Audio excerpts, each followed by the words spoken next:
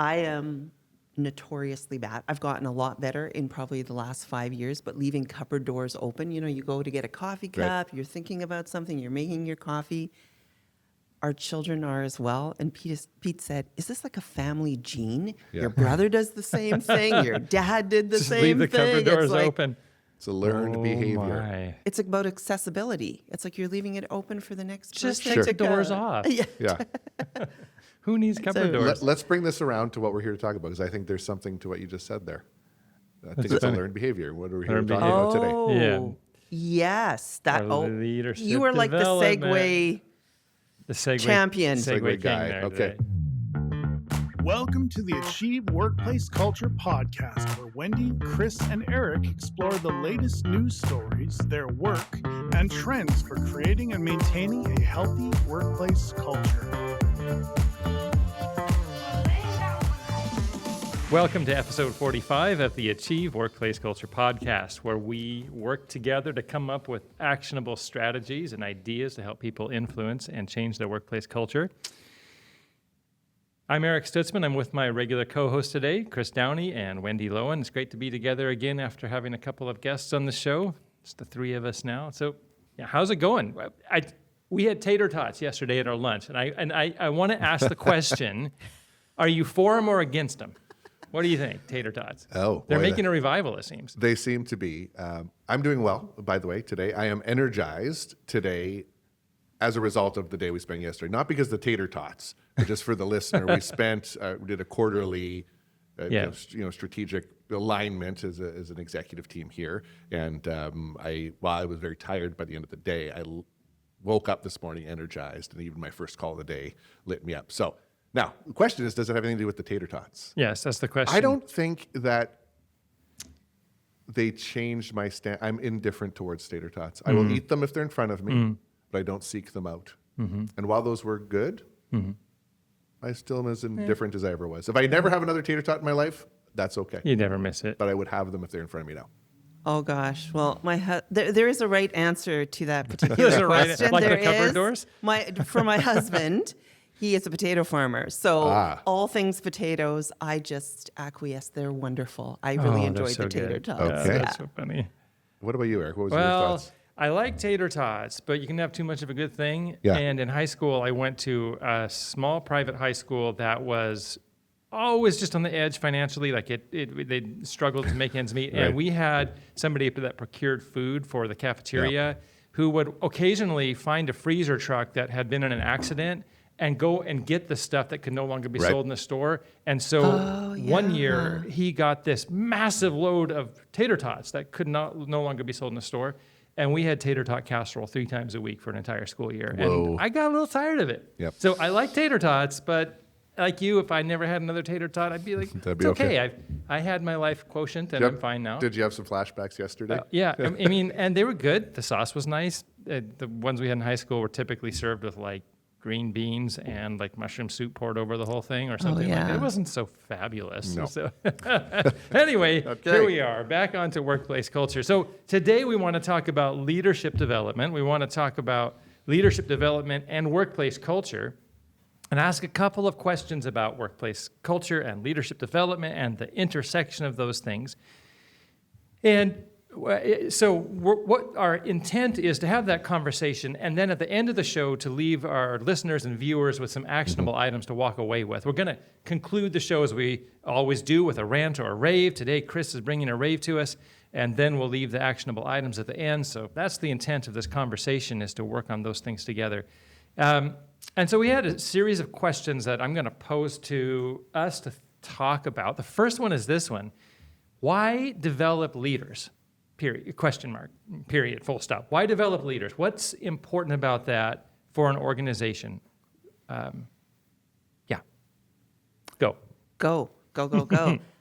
I mean, I think development as within organizational capacity in and of itself is so important. People want to feel like they are part of a group, workplace where they are able to develop. And so I think on a really just foundational level, it's what motivates people. Like, who doesn't want to grow? Who doesn't want to feel like their what they bring is affirmed and can blossom where they are.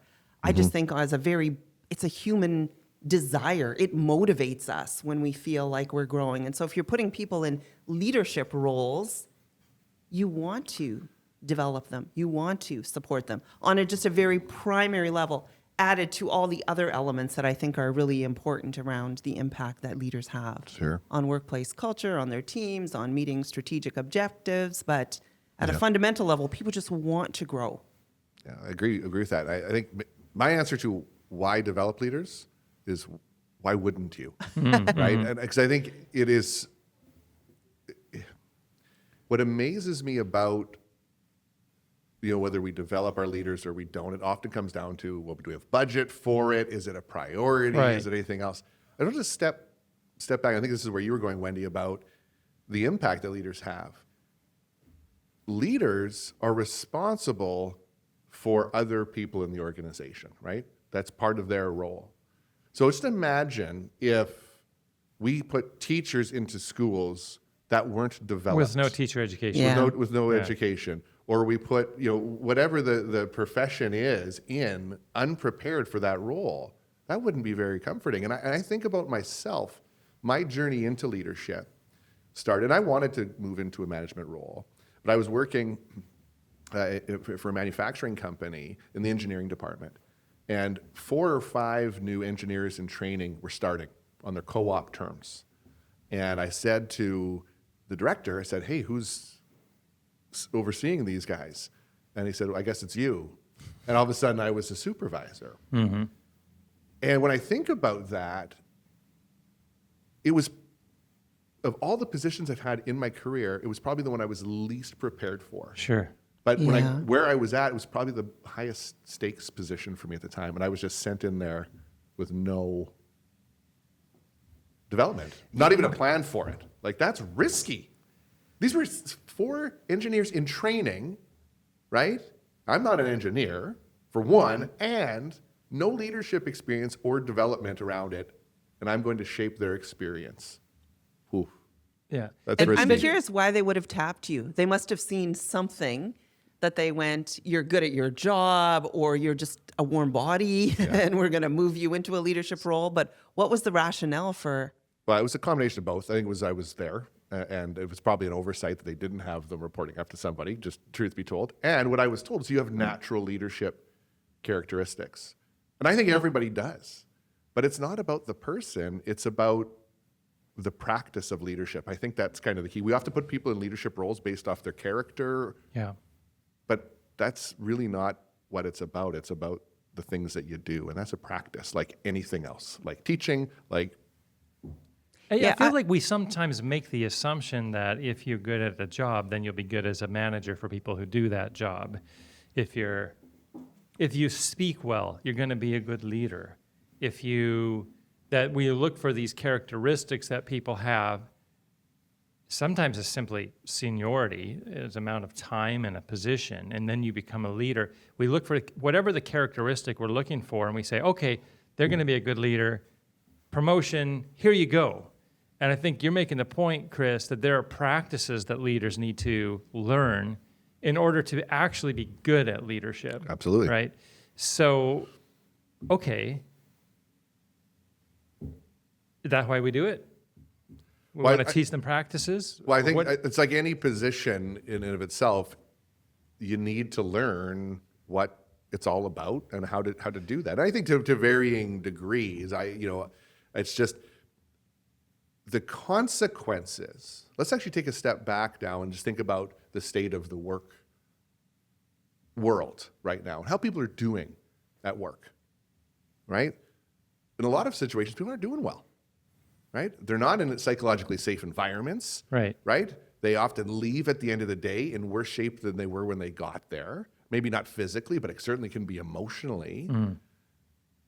Well, who has the biggest impact on that? Wendy, I think you were even talking, just before this, you're talking about some of the stats, but leaders have the biggest impact on that. And if we don't know, I use my example, I was doing harm in some cases to my employees because I was leading in the way I thought I was supposed to lead. And I was doing that based off what I had seen, kind of like that open door. Yeah. The learned behavior. Someone left the door open, and okay, I guess we just leave doors open. I thought what I was doing was good leadership because I was basing it off what I had seen before. That was my only kind of baseline, and that baseline was so off.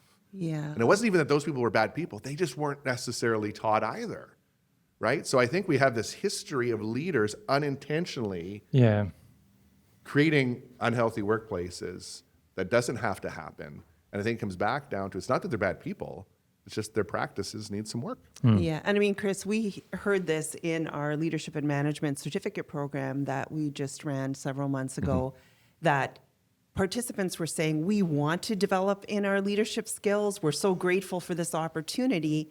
And when you ask them questions around, well, what have you learned so far? It's like, well, this is my first foray. Some of them had been in leadership for many, many years. And what they pointed out was that their learning was watching their leaders. Like that was the example they had. And I remember one person saying that as much as there was a leader that I didn't like the way they responded or gave feedback in especially those critical moments, she said, I find myself doing the same thing because I don't have a picture of something else. Right. So I want to do better. It's sort of like, when you say things and you, like your parents do, and you go, I was never going to say that or be that way, but it's the example you have. And so it's a natural default unless you have an intentional plan for how you do want to respond. Essentially, you need the mental models, and then you need rehearsal time to get those mental models into place so that you can be intentional rather than accidental about leadership, right? Go ahead. Well, I was going to say that accidental, it's like there's people who are put in a leadership role, we know their plates are full, they're balancing a lot. Yeah. And if they don't have the support, the training that's ongoing, they do become reactionary, accidental, because they're trying to juggle so many things. And we know that in those situations, everything is just a little bit closer to the surface, and we often respond in ways that we wish we could take back. So, practical question. Sure. An organization has a budget. Let's call the budget. They have 100%. They haven't spent any yet. They've got some supervisors with small teams of 3 or 4 people. They've got some managers that have a few supervisors reporting to them. They have a few directors. The directors have some managers reporting to the directors. And then they've got like a C-suite of some sort, a couple of executive directors or vice presidents or CEOs or whatever, those sorts of things. You've got one fixed pot of money, and you have to allocate it for leadership development. How much goes to supervisors? How much goes to managers? How much goes to directors? How much goes to the C-suite? It's a great question. Well, I think I will answer the question perhaps indirectly, but to start with, I think part of this is, what does development even look like? Right? Because there's so much you can do to develop leaders that some of it costs, but some of it doesn't. Some of it's free. A lot of it is conversational, even that can happen within the organization. So I think one of the challenges, as soon as we start talking about developing leaders, it gets into a budgetary conversation. And of course, there are budgetary factors, but that almost becomes a convenient excuse. Oh, we don't have any budget for it. Okay, fair enough. Yeah. So you don't have budget. You still need to develop. So how can you develop? So what even is development? Okay. I think, Eric, one of the things you mentioned before is starting from, let's move away from accidental to intentional. There's a lot of things that can be done around, leading with intention, even without bringing in a program. Yeah. So I think let's even expand what we mean by development to start. I like would be it. the first thought. Yeah. And this morning I read a research study that said a lot of organizations, when they're thinking about leadership development, the place that it happens is in the performance evaluations or reviews time. That is what they see as their opportunity to develop. So, I mean, performance evaluations is a whole other topic, but to link that and to think that that's the way that you're giving feedback and helping people develop their leadership skills falls pretty short of, and I think that there's a lot of assessment that's done. There's a lot of ways that organizations are assessing leadership in terms of bringing people in. Right.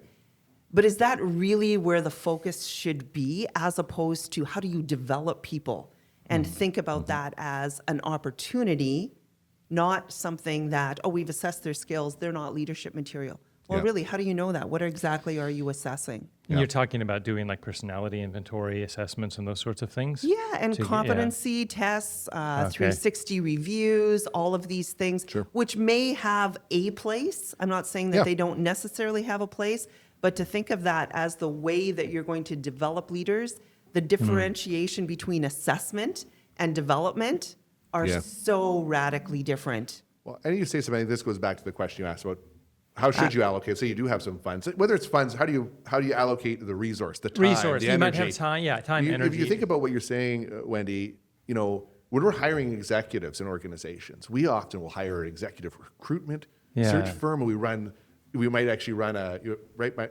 hire an organizational psychologist to do interviews. Like we can spend tens, 20s, more, like $50,000 to bring in a CEO or a VP to make the right decision. And then it stops. They start and say, you go. Yeah.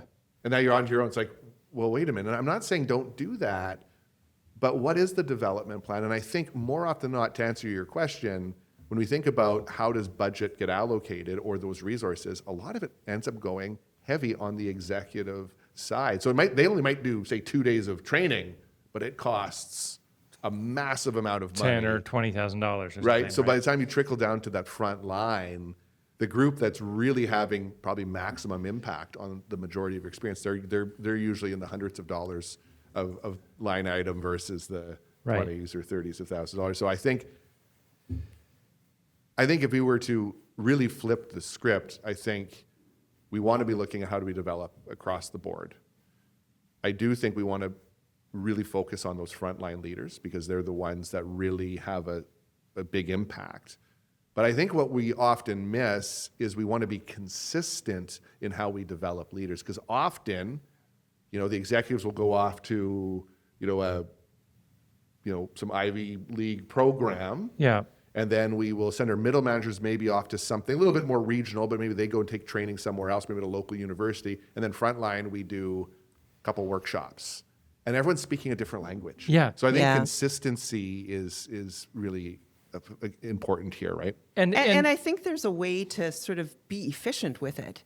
I mean, we do a lot of training where they will hive off the different groups, which again may have its place, but we hear so often, why aren't our leaders taking part in this training with us? Yes. You're teaching us as a team about emotional intelligence. Well, we're going to go back and practice these things with, may or may not have a leader that is reinforcing the intelligent. things, or is not emotionally intelligent, or is doing the best that they can, but is Sure. in that sort of accidental, busy reactionary phase, that there's a way to bring people together. And I mean, that builds culture.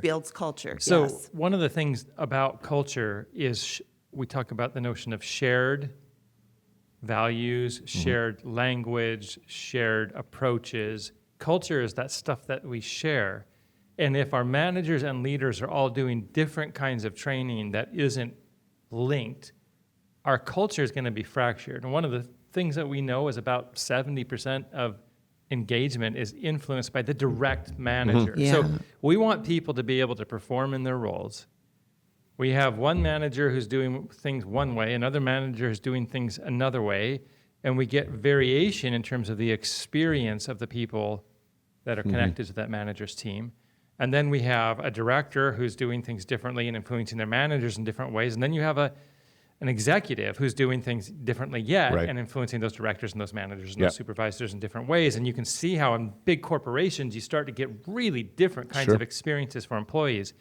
I talked about a cousin of mine before that works for a massive global corporation who said culture really stinks out there in the organization in some places. But in his particular area, their set of leaders is very cohesive, and their teams underneath of those managers are working really well together. So you get that variation. And so I think the point being, we believe that consistency matters in terms of creating experience across an organization and creating a more cohesive cultural experience for everybody in the organization.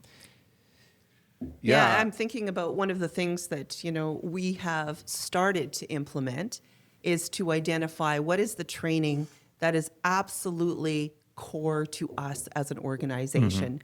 So having people be informed around, workplace culture. What are the things we should be paying attention to?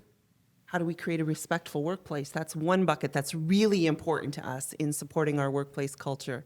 The other is, how are we trauma informed? How do we care for each other within our organization that really allows us to be a caring organization? Sure. So for us, those are two really foundational areas.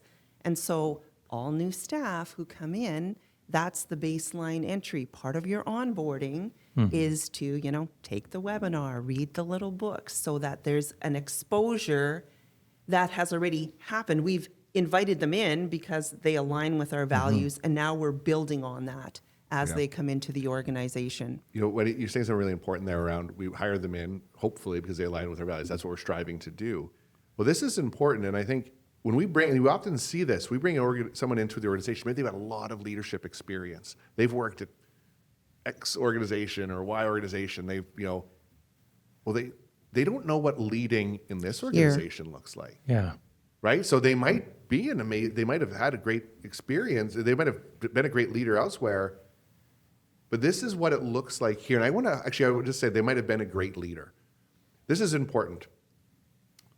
Leaders, one of the things we do in in our programs is in our essential competencies program is ask, who's the leader you want to be, right? How do you want to be experienced as a leader? What do you want for the people that you lead? Yeah. Thousands of leaders have been asked this question. Not one has said, I really want to screw my people up. This hasn't happened. But yet, some leaders do. Yes. They are good people, right, that want good things. Dare I even say they're good leaders. The practice of leadership, though, is what they need to focus on so they can actually have the impact they desire. So I'm not going to question someone's intention. They want great things, awesome, but it's the practice we need to get. So we actually want to separate out good versus bad leader. They're all good people, but it's the practices that make their leadership good. And that's what we need to focus on, and we need to be consistent so we can bring someone in with all the experience in the world, but what does it mean to live our values in this organization? When I joined up with Achieve, I have a lot of leadership experience, but leadership looks a little different here than it does in other organizations, as it should.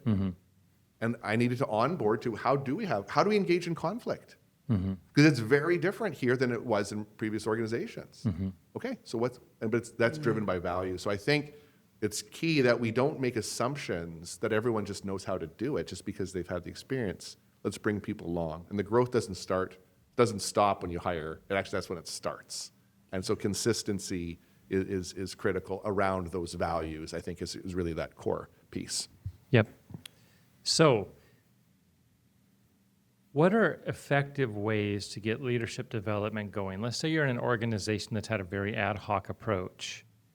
What are some of the very practical kinds of things our listeners can do to create consistency, maybe things that are inexpensive to get things going? Sure. What have you seen? Where have you seen examples of really helpful things that organizations have done?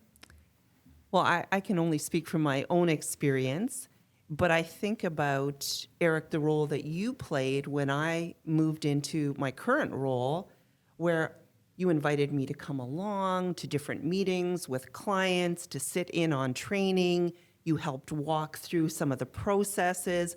I was given the time to learn what it means to lead here, but also to see how someone puts our values into action through the work that they're doing. So there was an element of, we didn't call it mentoring, but really it was. And there was a long timeline given for that. There wasn't the instant expectation that, here, now you're sitting at this desk, here's your title, here's your business card, go.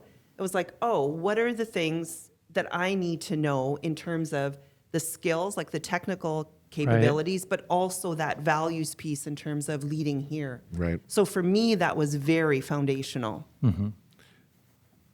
Yeah, absolutely. Mentoring, so seeing it in action, I think is a critical piece. I heard that. It's So very actually see the important. values lived out in action, so then you could then, emulate that hopefully in your practice. So as you mentioned, Eric, let's break this down. So imagine we've got a listener with zero budget. Right. Okay, you have no budget, but you know we need to develop our leaders. It starts with what's our philosophy on leadership as an organization. So bring your leaders together, because this is where assumptions, these are the things where those fractures occur. We assume we all know what leadership means. Well, do we? Here? Bring your leaders together and talk about what is our philosophy on leadership. And now, if you have organizational values, and I hope you do, make sure those are rooted in there. If you don't, that might be an opportunity. But even what is our philosophy on leadership? Let's start with that. Then what does that need to look like behaviorally from us? So a lot of leadership development can happen through dialogue, through conversation, where you get clear on what your philosophy is and what that's going to look like in practice. And there's a third part to that, but I want to hear your thoughts on what I'm saying. Sure, but so just concretely, my brain Yes. tends to head for concrete. Philosophy of leadership. An example, here's what I'm thinking about when you say that, Chris. Yes. An example of a piece of philosophy is all people can develop and get better. Yes. Versus people are fixed in their capabilities. Right. So if you as a group agree that all people can get better and develop, that means we're going to invest time in people's development. Yeah. Or if you as a group say, no, people are kind of fixed and they're not likely to get better at things, that changes the way you approach your management. Right? Is that what you mean by philosophy of leadership? Absolutely. Let's get really clear. And it's going to look different for different organizations, and that's okay. I'm gonna put this out not from a judgment perspective. If you're in an organization that needs to be perhaps a bit more directive in how things are going, okay. Yeah. But let's be clear on what that needs to look like in a way that still cares for people that are there. Maybe we have an organization that's a little bit more, we need to tell people what they're doing for these reasons. Fair enough. How do we do that consistently? Right? Because that's the key. Make sure we understand what is our approach. Like you said, Eric, if we believe that people can get to a better place with pertains to performance or anything, okay, great. How are we demonstrating that behaviorally? Yes. And how are we not? Because a key piece, the third piece is holding each other accountable now to these behaviors. Because what we often see in organizations is we see leaders, maybe they believe their philosophy is people can get better. Awesome. But yet, and we see someone not performing well and the leader not having a conversation. Well, who do we really need to talk to about that? It's really that leader, not the individual, right? And even that, we need to take the approach that leader can get better, but we need to give them feedback. So talking about your philosophy is one thing. Getting clear on what that looks like behavior is kind of that secondary piece. And then hold each other accountable to that standard. That's really what's often missing. Yeah. And then to follow up with what is the training, the resources that need to be put in place. So to have those conversations, maybe it's a little bit of work around difficult conversations. Right. Maybe it's practicing those difficult conversations in the context of your own leadership groups. So they start to hear themselves, see themselves engaging in those behaviors. Mm-hmm. And when you said, your philosophy, think about the behaviors, how does that look here? We talk about that with workplace culture. How do you know what the culture is? It's by the behaviors. Yeah. So if your leaders aren't demonstrating the behaviors that reflect the philosophy, you can be pretty sure your culture is going to suffer. And when they are, you can be pretty sure you're going to be building a healthy workplace culture. Yeah, exactly. Philosophy of leadership identifies, is also rooted in the values of the organization. Right. How do we want to turn those things into real practices? And then we're talking about now what you're emphasizing, Wendy, is that we can learn the skills that demonstrate the philosophy or the values that we've articulated. And that's what we should be training to and building our training programs around. Switching gears very briefly, Wendy, you started a book club here. Can you talk a bit about that as a way to develop our frontline leaders and others, actually, not just frontline leaders, mid-level leaders too?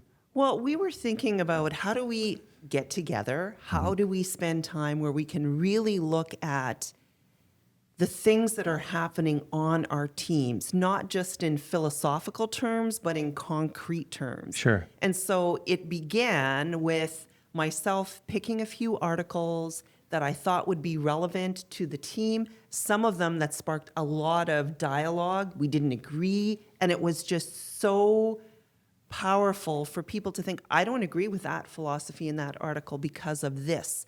Here's how we want to live out our values. Does this match up? It just led to such rich conversation. And the handoff, which actually didn't happen intentionally, but very naturally, is the group has taken over the responsibility of leading the group, and the conversation itself, it's almost like, yeah, the book is useful, but it's the conversation that it leads to. And you can't always, the dialogue that bubbles up in those settings is just been so rich. So Nice. That's a great example, though, of one that, barring the cost of the books, right. this is an investment in time. This is not a budgeted item, and that leads to very rich conversation. And even if you weren't buying books, like you said, you could download an article I was- Yeah. to be your yes. stimulus. A blog. right? We It were could doing be- blogs, it could be articles. anything. It was Yes. absolutely free to start with. Yeah. And Yeah. it doesn't necessarily have to be even fully aligned. It's like, oh, let's think about why we don't agree with this. What is the impact of this Right. particular philosophy? Well, let's go back all the way to what you said, why develop leaders, right? I would say this, why develop a strategy for your organization? Why? Because you want to achieve results. You want to do better in the world. You want to do something. So why Yeah. wouldn't you develop your leaders? Because your leaders are really the conduit to that success of the organization. So I would say we're not talking about leadership enough. Right? We need to be giving it that time. It's those two things together. And it can show up in so many different ways. But let's have those conversations and come back to them. Yeah. And as you're saying that, Chris, I'm thinking about how earlier said the stats around performance management as being the opportunity that a lot of organizations think of as their entryway into leadership development. We have a performance management training, which I think is fantastic. But performance from the leaders, the expectation of all of our leaders is that performance is key. It's the thing that they're responsible for. And performance isn't just getting the job done. Performance is also living out the values.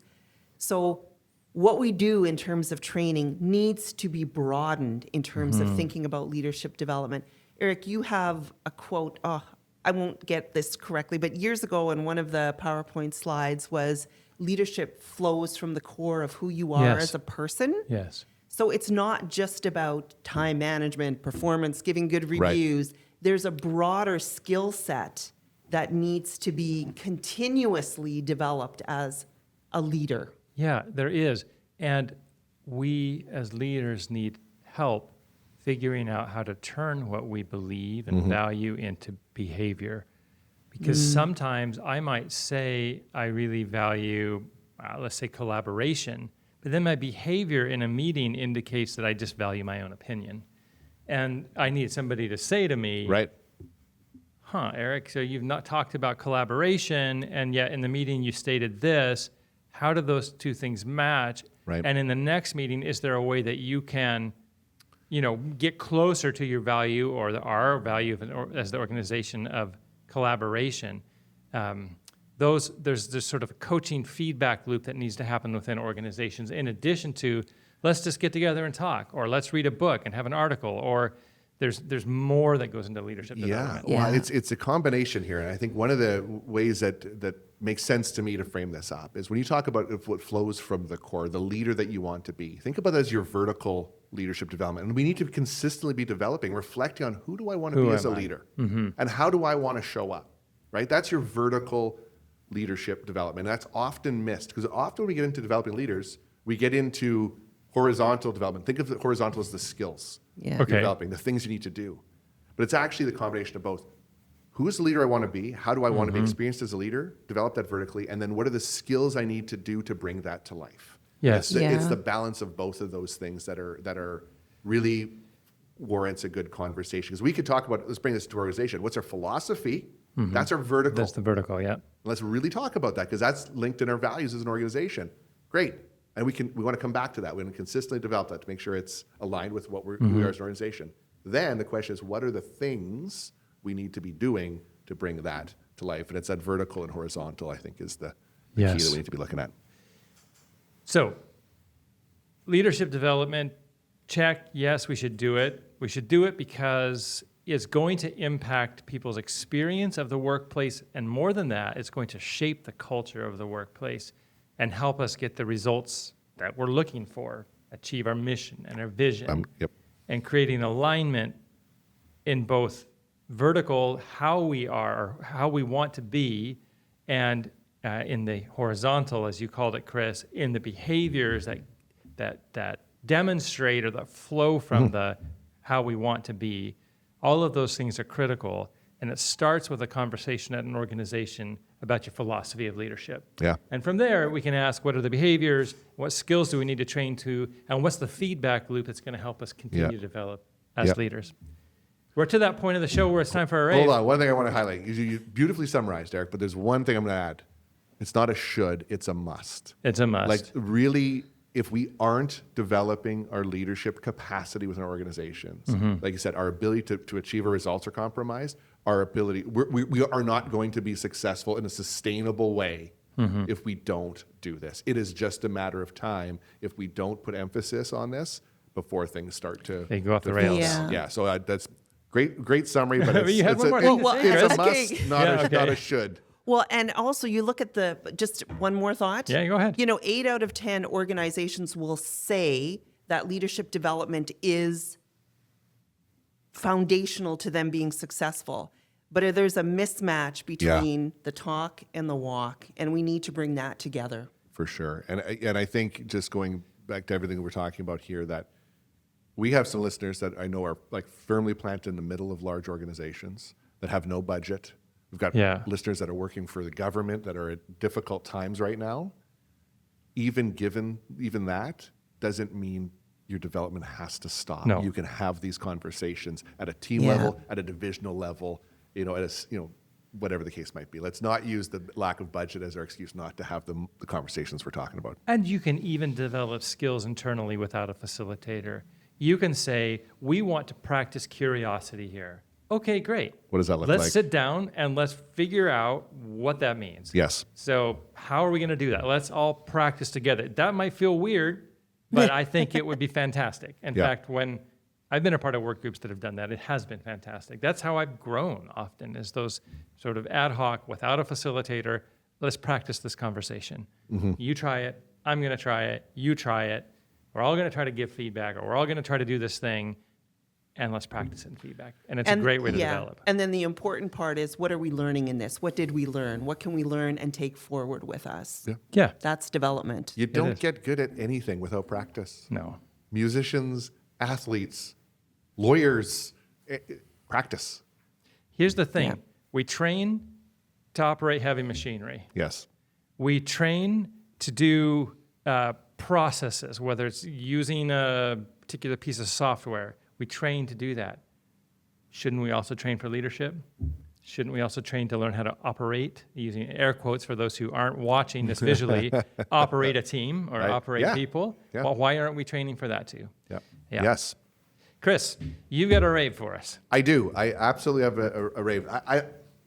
So just to set the context behind this rave, one of the things we do as an organization once a year is we do a Staff Innovation Day, where we basically, while there is operations going on outside, we're out delivering our training, our workshops, we close our doors and focus on ways we can improve how we work together. Really is a simplified way. And I've participated in a few now since joining up the organization. They're very engaging, days where we just focus on small challenges and large challenges and how can we do things better.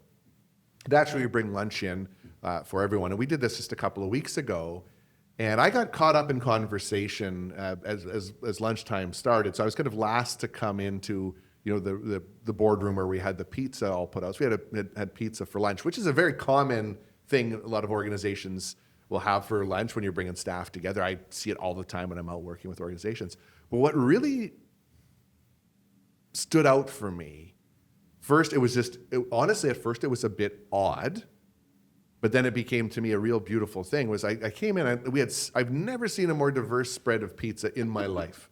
We had, we'll call it more regular meat and cheese pizza. We had cheeseless pizza, and I had never seen cheeseless pizza. We had vegan pizza, we had gluten-free pizza, we had everything covered. And I was just like, wow, there was some real care went into this to make sure that everyone's needs were met. So first of all, my rave is to Toby, who coordinated this, who's one of our employees that went through incredible amount of effort to make sure that everyone was accommodated.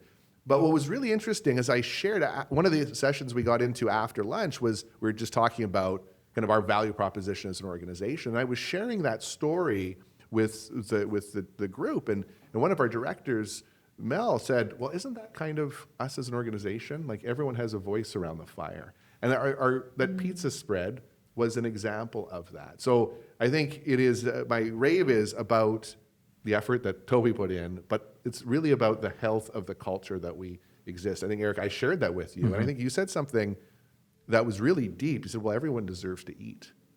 So when we step out of this, let's have a bit of fun with this.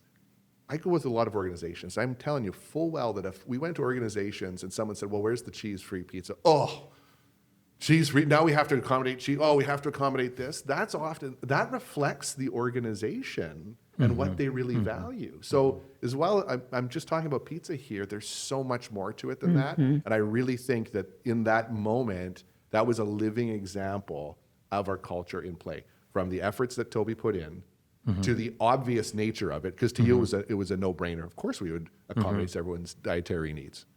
But that's actually not what we often see elsewhere. So kudos to all of us here, and specifically to Toby for making that happen. That's my rave. Yeah, and who would think that culture would be represented in your pizza spread? But it is. Yeah, but it's but it's so foundational. Yeah. We eat. We're human. Those are needs. Culture, So community, eating, communing. Yeah. So it started kind of on the surface where I kind of was like, odd. And I just started thinking about it. There's so much depth to that. Was such a demonstration. I was really, really proud, actually, of that situation. Yeah, great.